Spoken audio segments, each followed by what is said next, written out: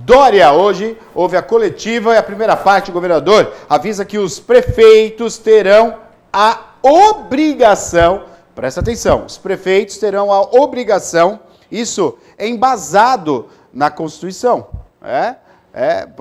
embasado na Constituição, os prefeitos terão a obrigação de seguir as recomendações do governo do Estado. Pois não, João Dória, vai lá. Eu queria, neste momento, deixar claro à opinião pública e à população do Estado de São Paulo que sim, a prorrogação da quarentena será feita em São Paulo por mais 15 dias, do dia 8 até o dia 22 de abril.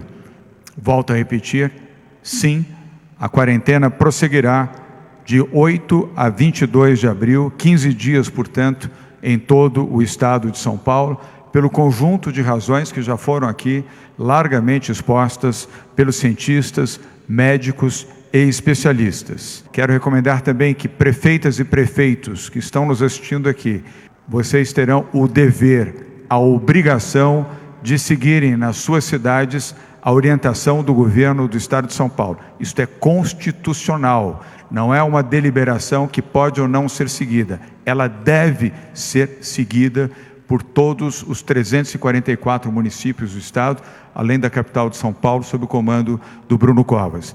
E devem exercer também, ao lado da Polícia Militar, o poder de polícia, se houver desobediência de qualquer natureza para esta orientação.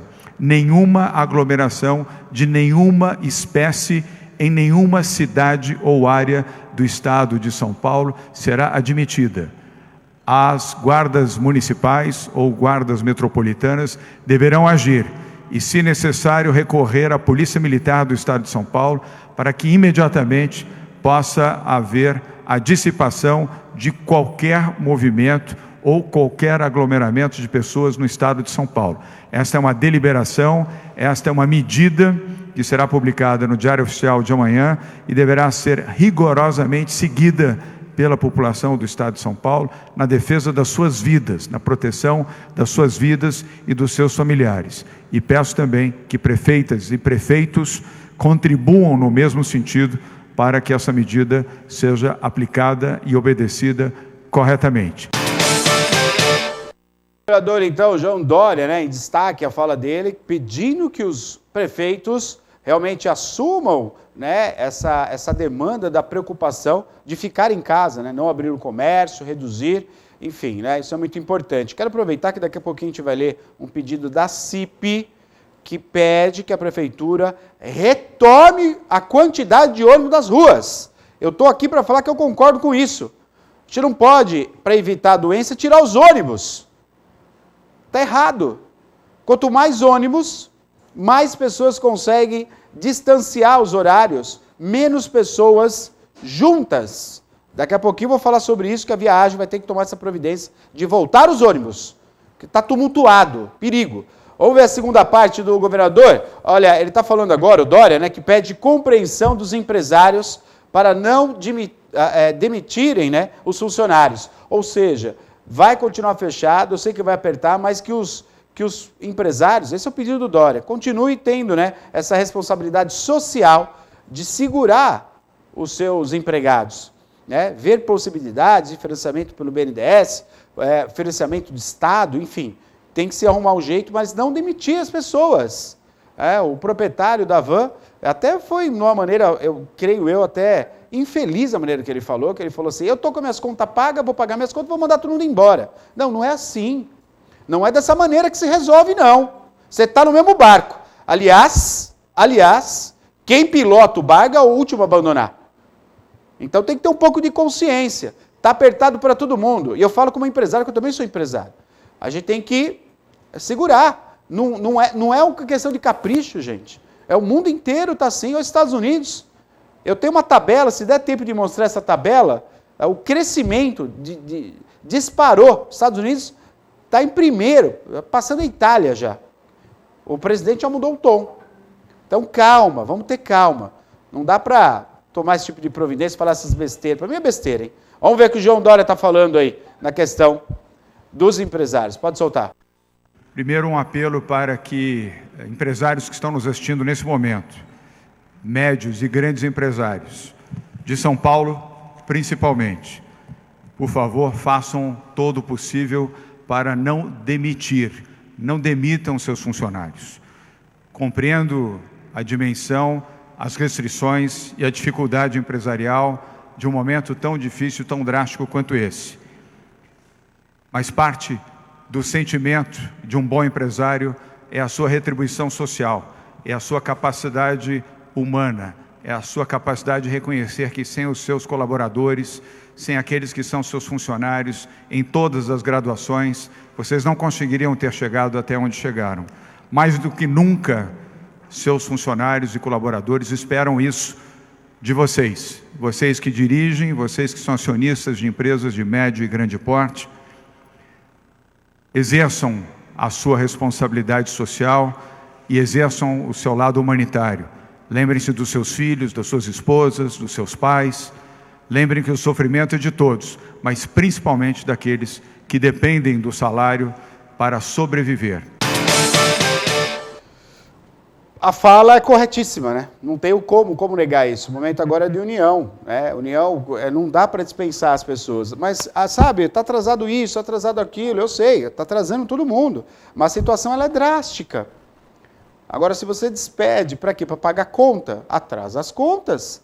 Vai ter que ser assim, vai ter que ter uma compreensão geral. Eu acho que não tem nenhum empresário que quer deixar de receber. Creio também que não tem nenhum empresário que queira deixar de pagar. A situação é essa, então a gente tem que ir com cautela.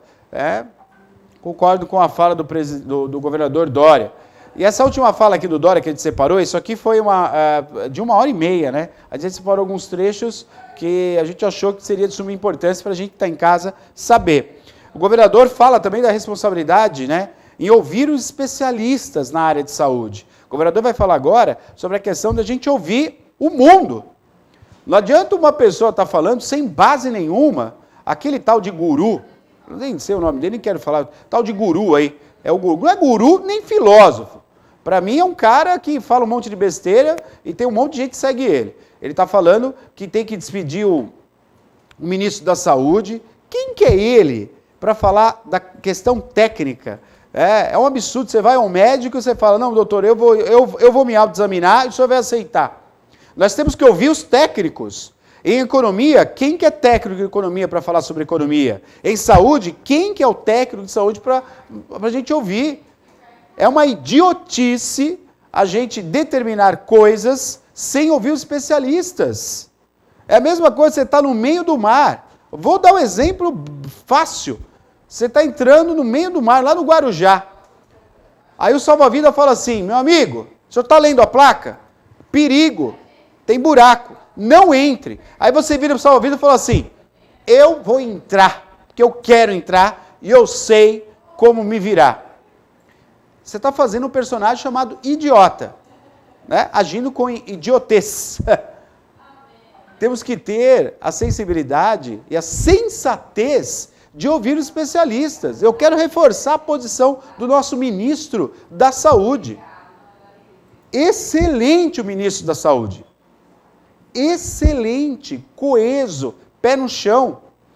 Ele falou sobre as mídias, que a gente tem que parar de ficar assistindo muito TV, que isso vai encher a nossa cabeça. Ao mesmo tempo, ele está tomando as providências e concorda, sim, com o isolamento. Cautela, gente. Cautela. Tem pessoas que estão no cargo público e ainda têm a mesma cabeça de antes, de oposição, de xingar e ofender as pessoas. As pessoas que assumem um cargo público, elas têm que ter consciência que elas estão à frente da responsabilidade da prefeitura, do estado e do país. E não podem agir como se fosse um mero competidor de jogo de taco no meio da rua. Parar com essa coisa de achar que é o tempo todo competindo com alguém. Esqueça, está à frente, está sentado no trono. Tenha atitudes de estadista, não, né, de jogador de pelada, que quer chutar a canela do adversário. Vamos ver o que o governador está falando sobre isso, vai lá. Não pauto as minhas ações por populismo, pauto as minhas ações pela verdade e pela ciência. Desde o início desta crise, todas as iniciativas do governo do Estado de São Paulo, assim como todas as iniciativas da Prefeitura da capital de São Paulo, são amparadas na ciência, na opinião médica, daqueles que conhecem e daqueles que têm conhecimento. Nós não fazemos achismos e nem fazemos medidas que não estejam amparadas na verdade e na informação científica. Saber ouvir é tão importante quanto saber falar. Mas é preciso ter humildade para ouvir, sobretudo em tempos que alguns gostam de impor as suas vontades e ameaçam aqueles que têm posição contrária. No momento de crise, no momento de dificuldade, é este o momento em que você tem a oportunidade de ouvir a palavra sensata, ouvir a palavra da ciência, ouvir a palavra dos médicos, ouvir a palavra daqueles que conhecem e se afastar daqueles que pregam o ódio, que pregam atitudes que não correspondem ao interesse maior, que é preservar vidas.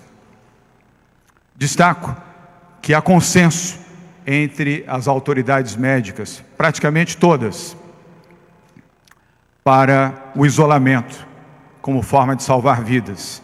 E não são apenas as autoridades médicas brasileiras, é a Organização Mundial de Saúde.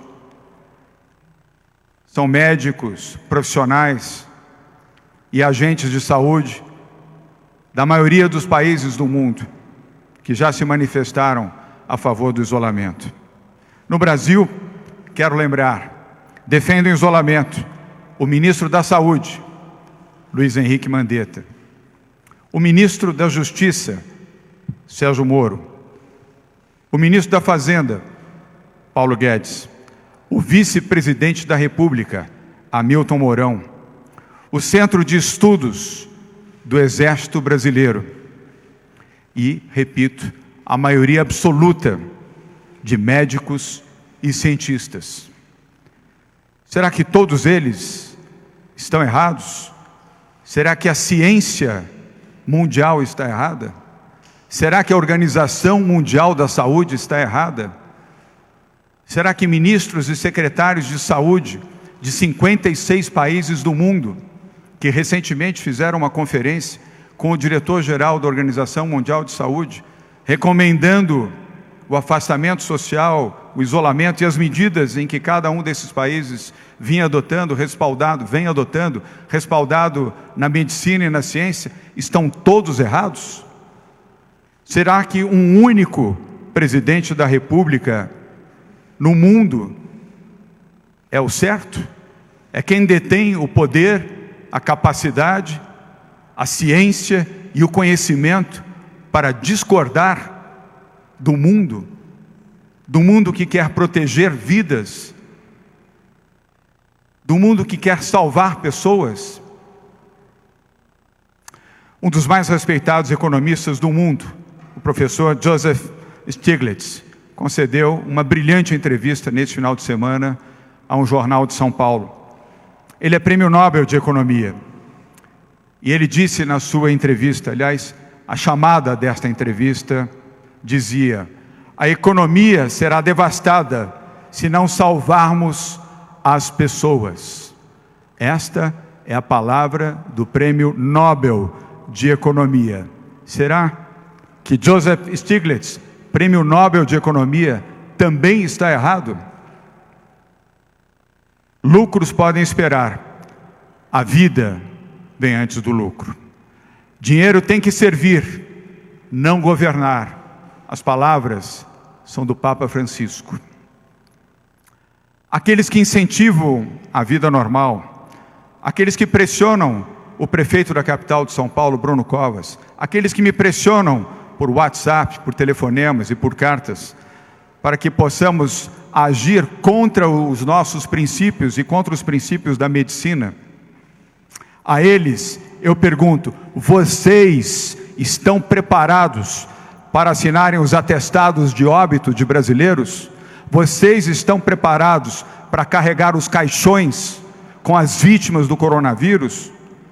Vocês que defendem a abertura, que defendem aglomerações, que minimizam a crise gravíssima que nós estamos, vão enterrar as vítimas?